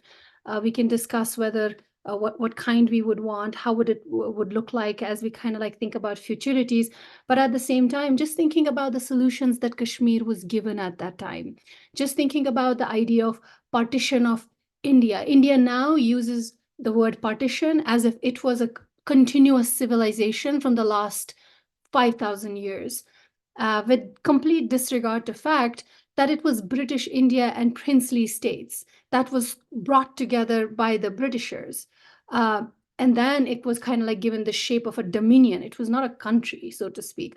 And that's what previously the secular parties and what now the right-wing parties are kind of like basing most of their policies on. And they have both been extremely equally tyrannical, equally occupying, equally militaristic to Kashmiris. It's only that one was more diplomatic and the other one is more brazen in the spectacle that they create. So the solutions that Kashmir was given, or other princely states were given, that you have to fall in line with creation of these behemoth democracies, the Westphalian nation states. So you kind of like see a conflagration around what is India now. You see a conflagration. Kashmir is also part of that, because these were peoples who were kind of like riven overnight. And kind of they had to decide where their loyalties lie. So now we have to go to 1947 and answer strange questions. We have to answer questions being in a historical positionality, you know, kind of like beholden to the fact that I have to answer to what the fleeing colonists had imposed on us. And then we write books about it. I feel like that is such a big distraction. And I think we need to go to that moment and say that, you know, we don't accept this. People are like, you know, you had a standstill agreement with Pakistan. India had not signed this. So, you know, where are you at that? I'm like, we have given, Kashmir has given so much blood, and it's undergoing incremental genocide, which is not even recognized, except for 2019, when the genocide alert was issued for Kashmir. It is not even kind of like a question that 100,000 Kashmiris, there is so much dispute, even on the disappearances that we have all worked on. There is, they cast aspersions, whether these are enforced disappearances or these are just people missing or people just, you know, moving across. Like the vocabulary, the violence of vocabulary that has been imposed on us, the word border, I hate the word border as a Kashmiri, because there are no borders inside Kashmir, but that they have been made inside Kashmir now. Sometimes like people who are for resistance, even armed resistance, use the word border, and that makes you think like we have to question everything that has been handed, even the solutions.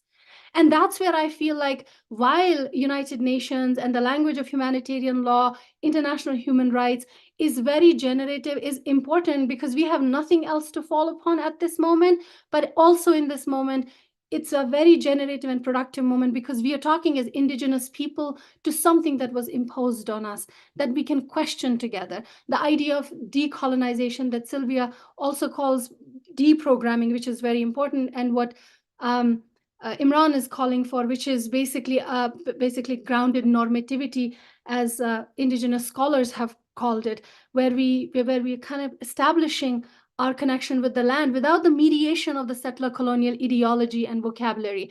And that's why I feel while United Nations has given all these resolutions, I feel like it's also bound us into those resolutions in a way as if there can be nothing else except for the realities that have been created for us. So while it's important, as we are in this moment of genocide and it's tragic and our hearts are breaking, and there is incremental genocide on Turtle Island happening in Kashmir in such insidious ways that people are not even, they're gaslit to an extent. They're like, what is violence and what's not violence? So I feel while we are doing that work of documenting, because we are in the business of documenting too. That's what we are doing day in and day out. And then when we are contending with these words, acknowledging these words, we realize how less they are for us. Even the word border, there is no border inside between two Kashmir. So how can there be cross-border terrorism? Like thinking about the word terrorism, like this work that we are doing, for all practical purposes, it's called agitational terrorism, intellectual terrorism, white-collar terrorism. So we are constantly answering questions that have been imposed on us. We are constantly taking sort of like the colonial constitutionalism that has been imposed on us.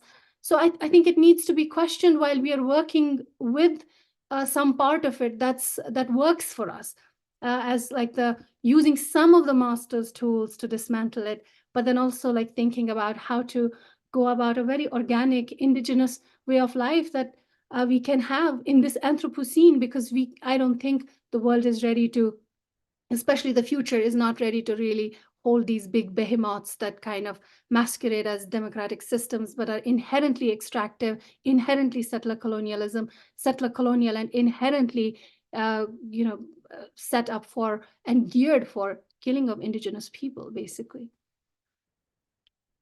Thank you so much for that. Thank you. Thank you. I think the Indian government had also developed a special section of its police to deal with what they were calling, quote unquote, narrative terrorism in Kashmir, i.e. Kashmiri journalists and human rights defenders who speak back to India's narrative authorizing the colonization of Kashmir. And I think very terms like narrative terrorism speak to how important colonial narratives are in sustaining the settler colonial state. So thank you for reminding us about the violence embedded in these words, which we are so often forced to use, which also reminds us of the inherent limitations of the conversation we're having today, that we're having to speak to each other in English with all of the restrictions and limited concepts that imposes on us as well. And so perhaps as we move to a close, and I so apologize, there are so many excellent questions in the Q&A, and I apologize that we haven't been able to get to all of them. Hopefully, even if we haven't answered them directly, they'll be answered peripherally. But as we move to a close, I want to end with a question that I think captures many of those that are in the Q&A about moving towards liberatory futures. We know the language of law and of European languages is limited, but I also want to point to, for example, Imran's t-shirt, which says Azadi, freedom for Kashmiris. There are so many words that can't be captured in English, and we also know that our vocabularies of decolonization, liberation, and resistance travel across contexts, so that we now also talk about a Kashmiri Nakba to talk about the violence of expulsions from Kashmir, but we also talk about a Kashmiri Intifada inspired by the Palestinian Intifada, uprising against colonial injustice. And so perhaps we can talk a bit about word decolonization, epistemic decolonization, and the relationship between that and material decolonization projects to return land and sovereignty in terms of how we understand the very concept of law itself.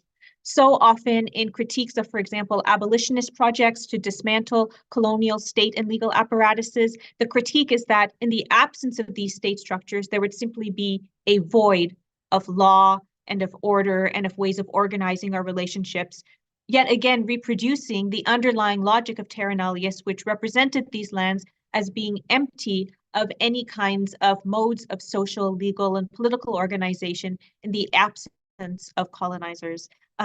All of your work speaks to this so powerfully, and I was really reminded of this also when, as I said, I was reacquainting myself and re-immersing myself in Sylvia's beautiful, beautiful book, Nationhood Interrupted. So perhaps as we come to a close, we can talk about the importance and the centrality of Indigenous notions of law and justice and decolonization, notions that not only challenge the norms or substance of law, but our very idea of what law is as a top-down, state-centric project of mandates imposed from above and enforced by violent coercion and the state's monopoly on the use of force. Whoever wants to go first, and then we'll just go around and everyone can wrap up. Sylvia. Oh, sorry, Sylvia. Yeah. So I just this is connected to that Indigenous laws in my language, Nihio Yasuna. For the first time in my people's collective memory, we are seeing wood ticks on our lands, and that's affecting how we navigate accessing medicines. And there are certain medicines I have always gone to the land, and there are certain locations that it's grown. It's disappeared now. It's gone somewhere else. We can't find it here. We're having to go further and further north. And there's vultures coming to our lands that have never been there before. And this is all connected to the effects of the pillaging and the plundering of land and resources in violation to the treaty. And today, the clear cutting and the over harvesting, and the clear cutting is a very specific term. And I suggest the listeners to go in and take a look at that and know and understand that Canada exceeds the Amazon rainforest. We always hear about the Amazon rainforest, but Canada exceeds the Amazon rainforest in terms of the deforestation of the boreal forest. And I'm really struck today about what is happening, not just on my people's lands, but also on a global context when we see the floods and the droughts. And a couple of days ago, Alberta, what is now referred to as Alberta, announced unprecedented water limitations. Now there's the effects of there's no water. There's going to be a severe drought. So for my people to breathe life back into the laws that I've written about, we need support. We need these laws to take root again and our languages to be supported. My age group is probably the last generation that is fluent. When I started kindergarten, I didn't speak any English. And today, to be functionally proficient in it, English is my second language. Today, my people's language is disappearing. And that is state-sanctioned violence and the fictional legalities that surrounds what is now Canada. And I think what I want to leave with the listeners is start at your kitchen tables. Start having these conversations about how you come to be on Canada. And they're going to be difficult. They're going to be challenging. No one wants to be told they're on stolen lands. That invokes guilt and all kinds of emotions, resistance to that idea that you come to be on Canada in however way you've come to be here, and to be told that you're on stolen lands. And you are, including the US and all the empire's colonies. Those are stolen.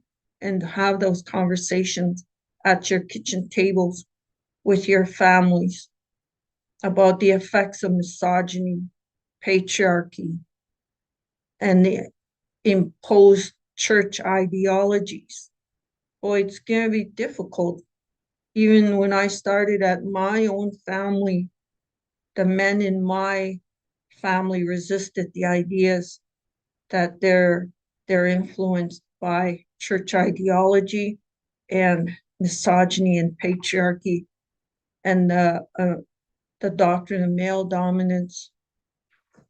I suggest that we all begin there, and that is the deprogramming that I speak about, and then have difficult conversations about racism and white supremacy and the effects of it. Because, Canada was supposed to be an Aryan nation, according to the Prime Minister, John A. Macdonald. He had visions of creating an Aryan nation, and there's still manifestations felt today about that. So thank you.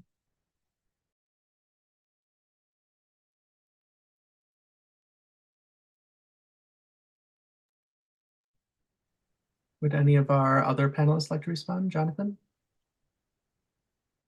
Yeah, it's as you say, it's a difficult conversation when you start moving away from the nation state Westphalian international law. But there is much in our own native traditions that is also very positive. For example, I can think of the concepts of sulha in Palestinian traditions. We're far from it because it requires a sort of submission and acceptance of the injustices that were done to our people. But once that is done, there is in fact the possibility for reconciliation. There is in fact the possibility of peace and peaceful coexistence once you move beyond the power structure of oppression and apartheid and colonialism. People can live together. Somehow Israeli Jews are so caught up in their own power structures and in their own traumas that they can't even imagine the possibility that they can be accepted and that they can be allowed to live in peace with Palestinians once they abandon the concept of power and supremacy and domination. It is possible for them to be accepted and to live as equals in a multi-cultural, multi-religious, multi-ethnic society in Palestine on the basis of equality, on the basis of acceptance, on the basis of peace rather than domination, which is probably why the different solutions that have been proposed and the two-state solution and the others are going to fail, because they all are based on domination and Westphalian state rules, whereas it is possible to think of peace and reconciliation in different structures that are more human and humane. So thank you for that, Sylvia, to remind us that within our own cultures, there are other forms of living together, of coexistence, that are not necessarily based on the Westphalian nation-state system, which has not really served us well at all. So thank you for that. We have just like a little more time. I'll just say real quick, thank you both for what you said. I'm going to go back and sort of say that I think it's really important to, you're asking a question about law, Aziza, and I think law and politics, everything, and I think this is where I hear Sylvia and Jonathan both going with what they said. I mean, let's go back and think about, like, morally, what are we committed to? Spiritually, what are we committed to? And then make these structures that we seek to implement, whether law, policy, you know, whatever, reflect our commitments, right? I mean, that's what I think the project is. You know, Kashmir is really interesting in so many ways. I mean, for one of the ways it's really fascinating is a very ancient place, lots of big ideas, rich intellectual history. We ourselves, I mean, Ather and I can sort of talk about how we get disconnected from our own history, but really profound. I mean, things that changed the world, ideas that changed the world came out of Kashmir. It's a very rich place. But two, I think, very foundational ones that were just described, and I think are really important. I think they are, I think we have, it's one of the things that we have a lot to tell people about. One is, as Jonathan just said, you know, anti-supremacy. To object to the dehumanization of anybody and to insist on the dignity of everybody. This is like essential to Kashmiri thought. A second thing that, and Sylvia and Jonathan are both talking about this, and I think it's really critical, against this idea of domination and exploitation, but rather see the world from a perspective of balance and respect, to see ourselves as part of everything else, but only part, and needing to be respectful of all those things and be in balance with everything around us, particularly the natural world, but in everything, all that exists, if I can use the word, in creation, right? Like I think in all of our different ways, you know, in terms of cosmology, describing, you know, what that is, whatever it is, what we're talking about is all this sort of universe that we find ourselves sort of born into. We should be in balance with that, not seeking to dominate and exploit it to the nth degree. And so those two principles, I think, are really foundational for us. It's built into this idea that we have, that we use in terms of just a slogan. But yeah, I think that I just want to say it again, the structures that we create and the structures that we seek to actually implement in the world, they should reflect our principles, our morals, our ethics. And I think it's important that we start from that and situate ourselves there and then look outwards.